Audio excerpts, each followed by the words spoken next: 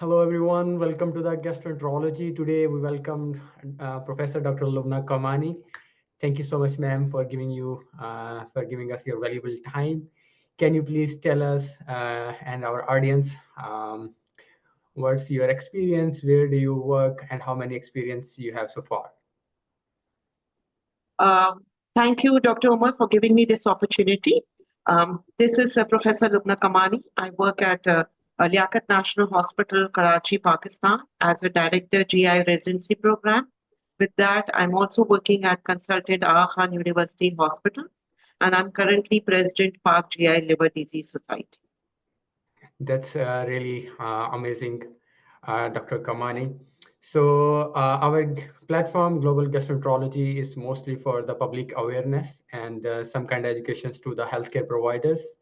So we will start from some basic questions, like what kind of cases you encounter in your daily practice, and mostly what are the cases that are prevalence in the Karachi, in the nearby areas that you often encounter. Uh, Being a gastroenterologist in Pakistan, we see liver cases as well as gastroenterology cases. As far as gastroenterology cases is concerned, Helicobacter pylori is very common, and 70% of the Pakistani population harbor this infection in their stomach. So, gastric ulcers, dyspepsia, GERD-related things, epigastric pain, vomiting, iron deficiency anemia. This is very common in Pakistan. As far as liver is concerned, hepatitis B and C is very common. And Pakistan has the second largest, harbor of hepatitis C infection.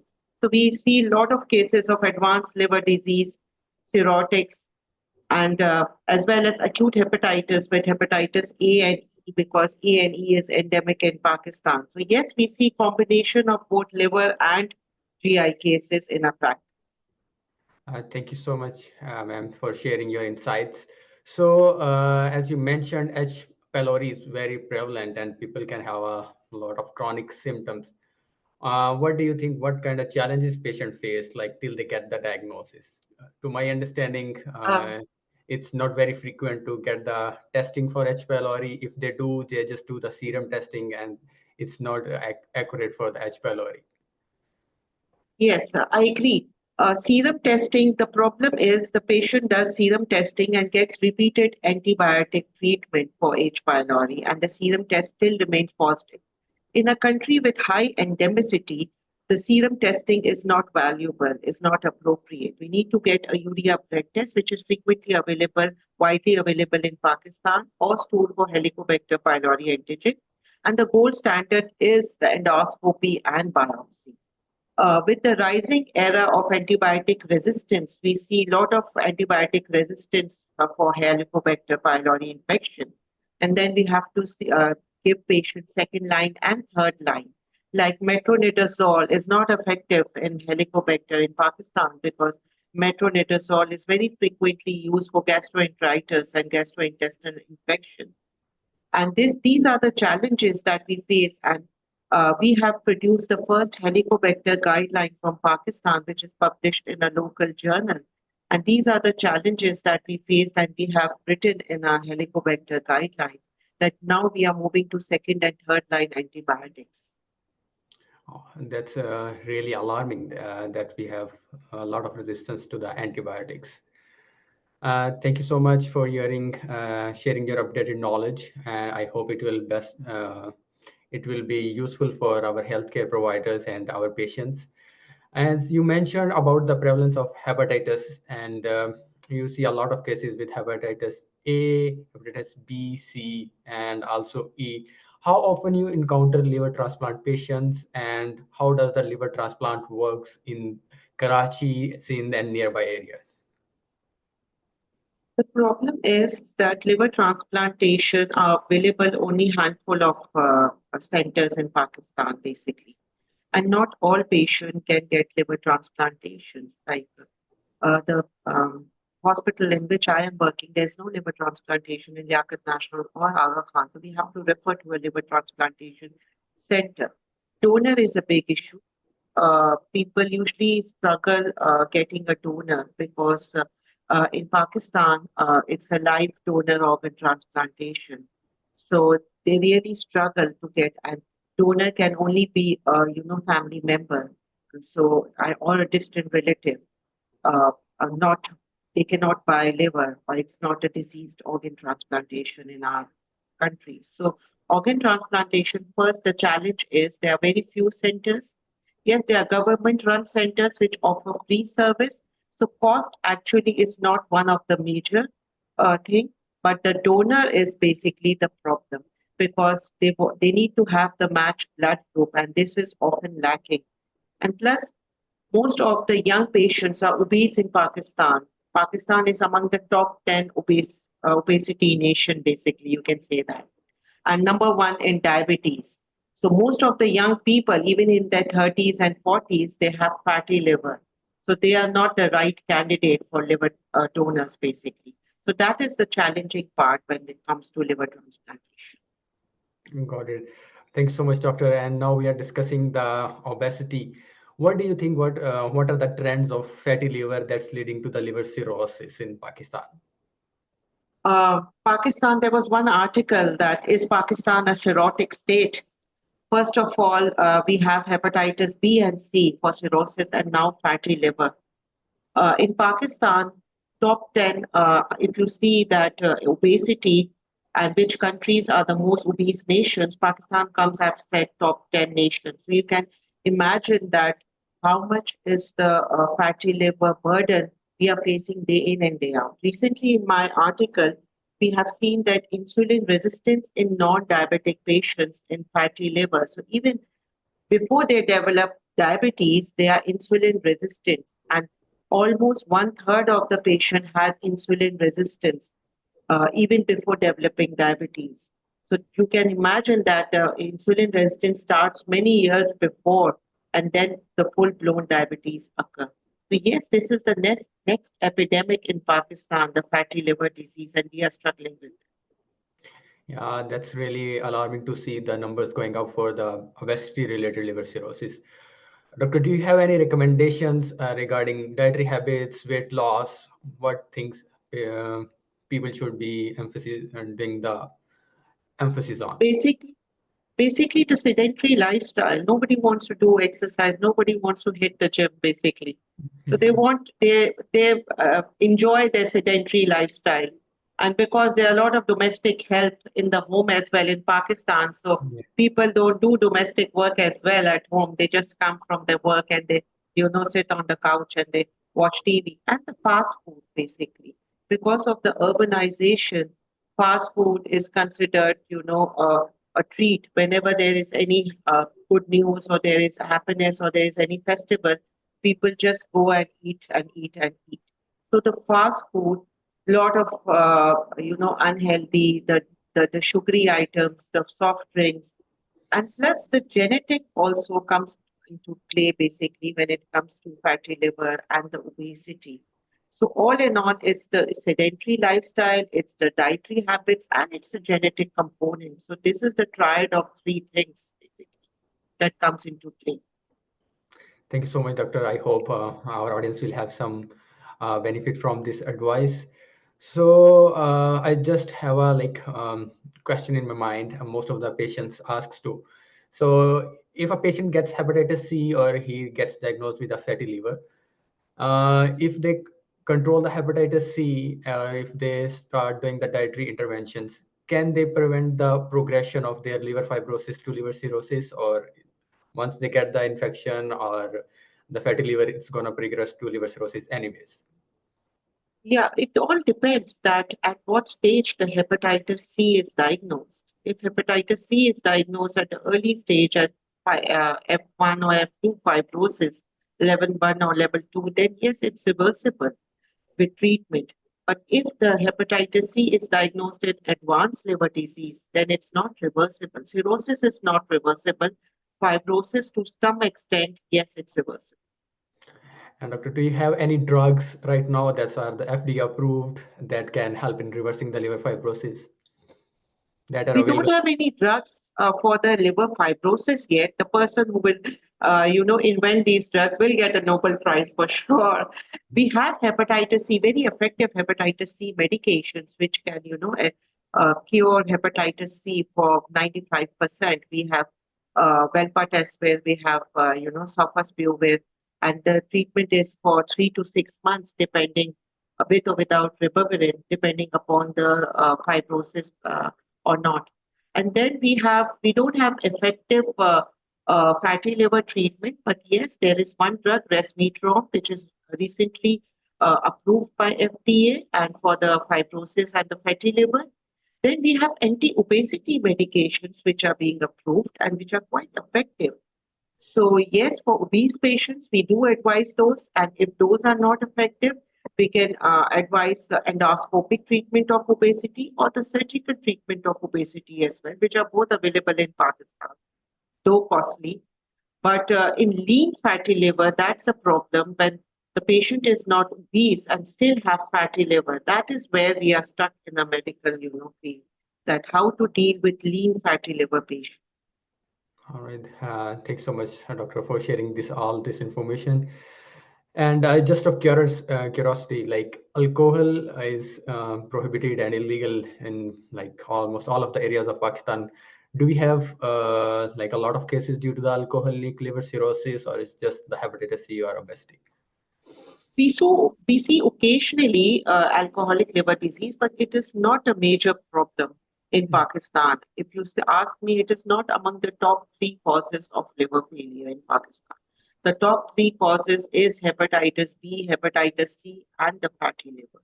And with hepatitis B, the one thing we have problem is hepatitis D co-infection, delta co-infection, which is very common in Pakistan. 20% of the hepatitis B has delta infection. And if it's co-infection, then there is rapid progression of cirrhosis in these patients. Yes, doctor. Like the co-infection can be very dangerous. And can you please share your insights for our public that how patient can get the hepatitis E specifically? Hepatitis E basically is the fecal-oral route. So it's because of poor sanitation, unhygienic food, and um, non non-boiled water and unclean utensils. And it's usually a self-limiting condition, and it's not fatal unless if a pregnant woman gets it. If a pregnant woman gets hepatitis E, then it's fatal in 20% of the cases. Otherwise, the mortality rate is less than 1%. In Pakistan, we have a Chinese vaccine, hepatitis E vaccine, which is quite effective. And it's not approved in pregnant patients, although a trial is there is a trial going on in Pakistan for this vaccine to be given in pregnant patients, but we can give in chronic liver disease patients, in young patients who are getting married. Before their marriage, we can give, it's a three dose basically regime. It's an intramuscular. Generally, there aren't any side effects because we have seen that if chronic liver disease patients, especially in advanced stages, gets hepatitis E, then they have acute or chronic liver disease and the mortality is very high. So all my patients get hepatitis E vaccine, especially in when there is a season, especially when there is rainy season. In summers, hepatitis E becomes, epidemic. So I tend to give these vaccinations in order to avoid hepatitis, prevent hepatitis in advanced liver disease. That's amazing, doctor. So now we are, I guess, moving to the last question of liver fibrosis and liver cirrhosis. And to my understanding, in our areas, when a patient gets to a consultant or gastroenterologist, he's in already advanced stage of liver cirrhosis. So, do you have any advice for our primary care physicians to help this recruit patients early, identify patients early, and give a referral on early stages? Yeah, when you see a hepatitis C patient, ideally, hepatitis C, hepatitis B, and liver disease patients needs to be treated or referred under a proper gastroenterologist or hepatologist to nearby center. Because it's not just the treatment of hepatitis C, you need to keep an eye on these patients for long. Because even after treatment of hepatitis C, these patients goes on to have cirrhosis and hepatocellular carcinoma. And hepatitis B, there's no cure for hepatitis B. These medications needs to be continued for a long period of time, and these patients need to be kept under surveillance for hepatitis C. Because even if the patient is not cirrhotic and hepatitis B, they can have HCC, hepatocellular carcinoma. And hepatocellular carcinoma is purely it's treatable if it's diagnosed in early stages, if it's a tumor is a single tumor or if less than 2 centimeters. So they need to be regularly screened with alpha fetoprotein and ultrasound. So in my opinion, all hepatitis B and C patients needs to be closely followed up with hepatologists. Yes, doctor. Thank you so much for sharing your insights and opinion on this. So now we'll move to our next section for the cancer screenings. So what do you think? What are the trends of colon cancer and what people perceive regarding the colorectal cancer screening? Do they often get the colonoscopies, or people just ignore the screenings for for the colon cancer? Thank you very much. And this is the March month, although it's the end of March and it's the colorectal cancer awareness month, which is the blue month. Um, I have recently finished a study, was a nationwide study across the Pakistan. This was the first study on the awareness of and barriers of colorectal screening. And the most important barrier was awareness. The patients, the attendants never thought of getting colorectal screening done. They did not know what is screening and how it is done and whether colorectal cancer exists and they can even get it. So the lack of awareness and knowledge was the first barrier that we encountered. And then there were multiple barriers like cost, because colorectal cancer screening, the government does not cover basically. There's no national program of colorectal cancer screening in Pakistan. So the cost comes, number one. Number two, that they want to have preferred gender for endoscopy, especially in female, when female wants a female colonoscopist. So that was another barrier that we saw, because there are a handful of female gastroenterologists in Pakistan. And if you see that Pakistan is the fifth most populous country in the world and 50% female, 50% male. So we don't have 50% endoscopists. So this Yeah. was another barrier. So yes, everybody who is more than 45 years and who have problem like bleeding PR. And one misconception in Pakistan is whenever there is bleeding PR, the general practitioner labels that patient as having hemorrhoids or the fissure.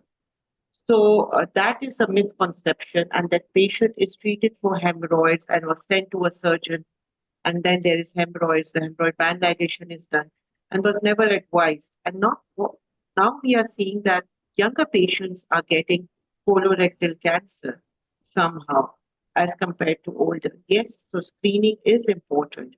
We don't have exact demographic numbers that how much colorectal cancer is prevalent. I've just done a study on the barriers of the colorectal screening. So we don't have exact number.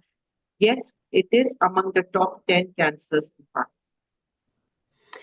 Thank you so much, doctor, for sharing your detailed answers and the barriers for the getting the colonoscopy. And I hope this will help our audience. And I just wanted to educate our audience. Patients should start the colonoscopy at the age of 45, and how frequently they should be getting if they have the normal colonoscopy.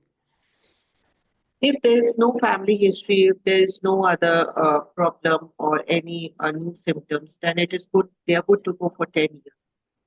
Okay. For an average risk individual, 10 years is okay. But if there is family history, if there is depending upon the genetic testing, if there's genetic testing is positive, then yes, every alternate years.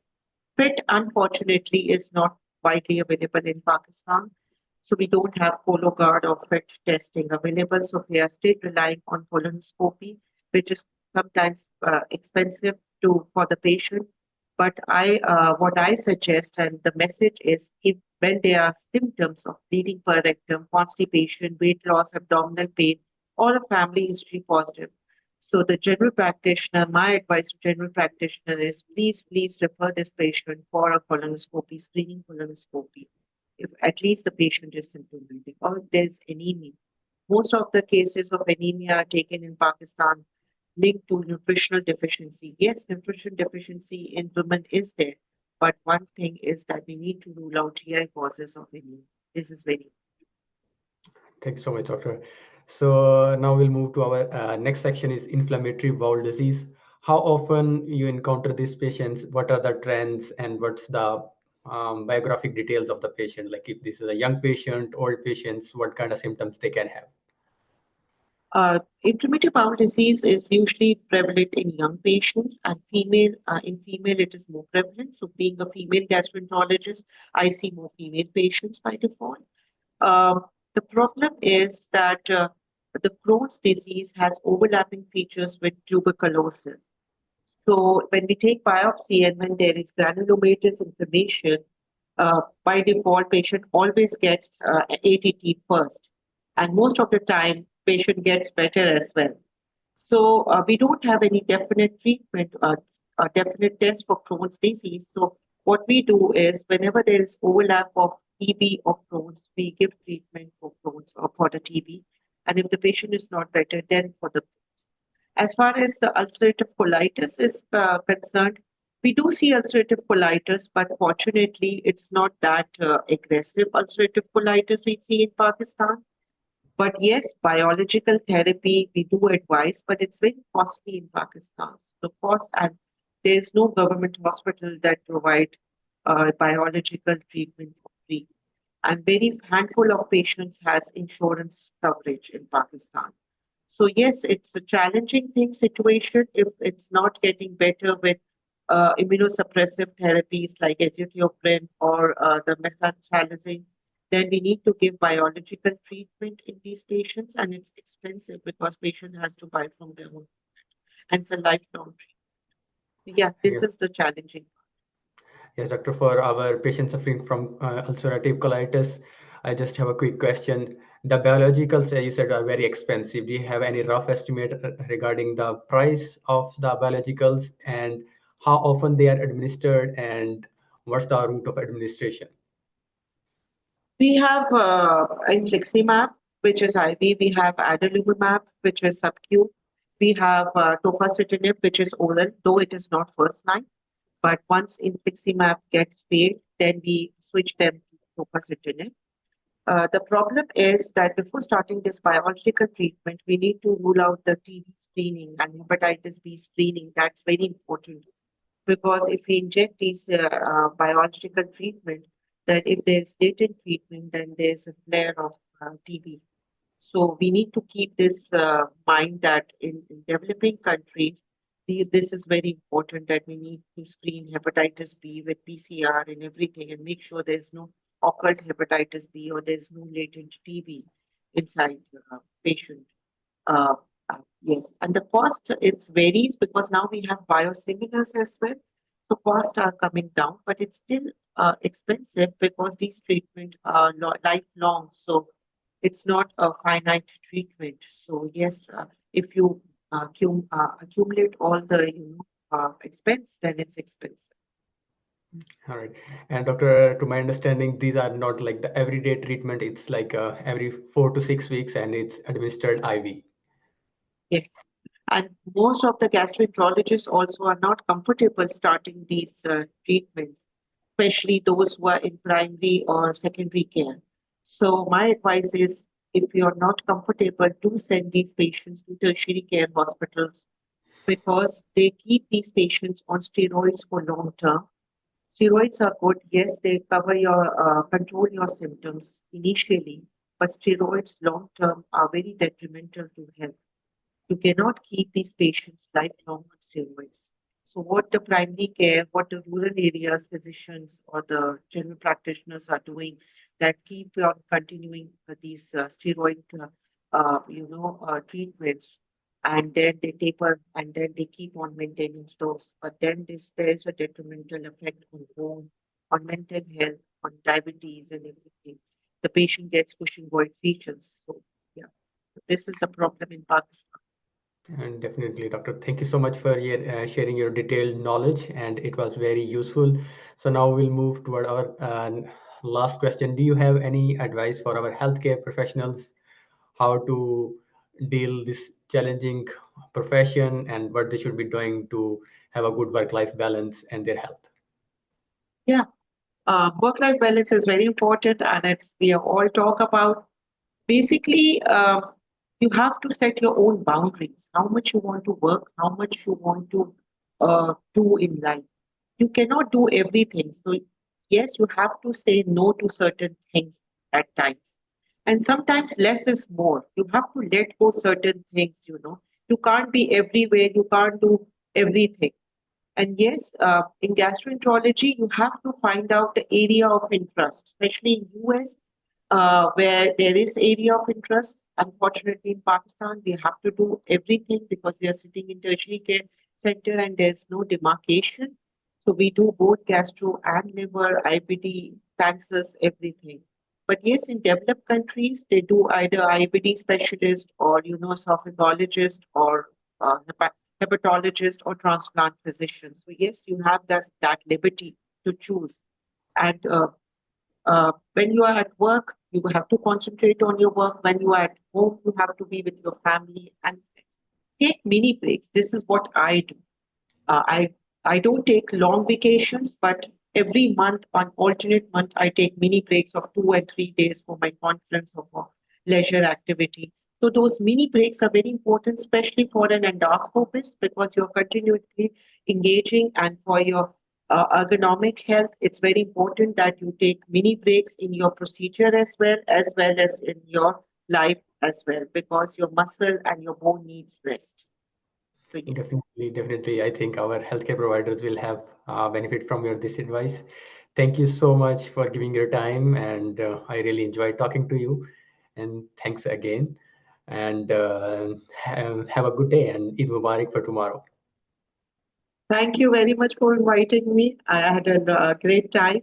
And yes, Eid Mubarak to you as well.